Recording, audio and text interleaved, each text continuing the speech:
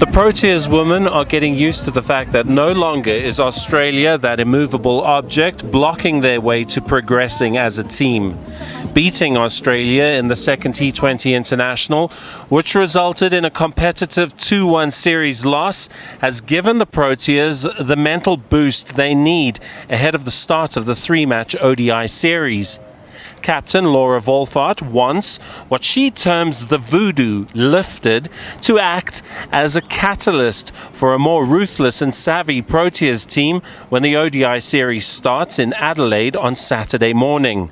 I think it's huge, and especially in World Cups. I think we often face them in a semi-final or a final, and having that knowledge that we've never ever beaten them normally doesn't do us too well. But yeah, hopefully now that we have that one win against them, we can come hard in this ODI series. Wolfart is also one of the stars of the Adelaide Strikers in the Big Bash League, and is using her knowledge of conditions to give the Proteas some insight into the South Australia pitch.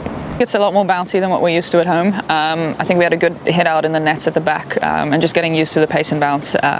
Especially this time of the year, we were on quite slow wickets at home, so just adjusting to the conditions, and outfield looks beautiful, so I'm sure it'll be nice. Meanwhile, the men's Proteas side is preparing for a test series against New Zealand at the Bay Oval in Mount Maunganui starting on Sunday morning. South Africa has sent 8 uncapped players to New Zealand, and the team intends using the series to get a new generation ready for life as a professional. Proteas quick Dane Patterson, with 2 test caps to his name, says the whole squad is there to help each other. We have a lot of youngsters that's starting an international career, and I'm sure they're looking forward to it. But yeah, I think mentally, obviously, it's going to be tough.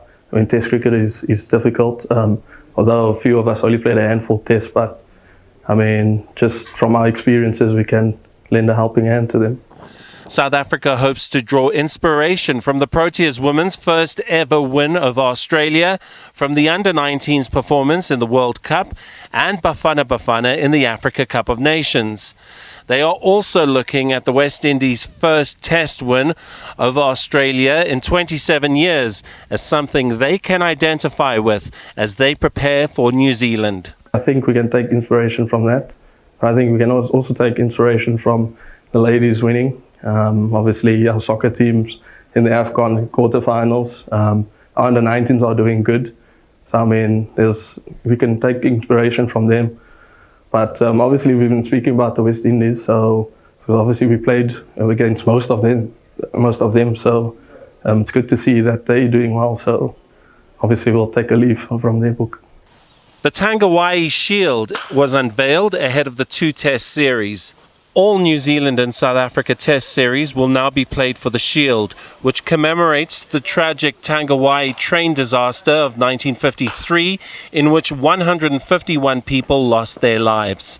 Simon Burke, SABC News.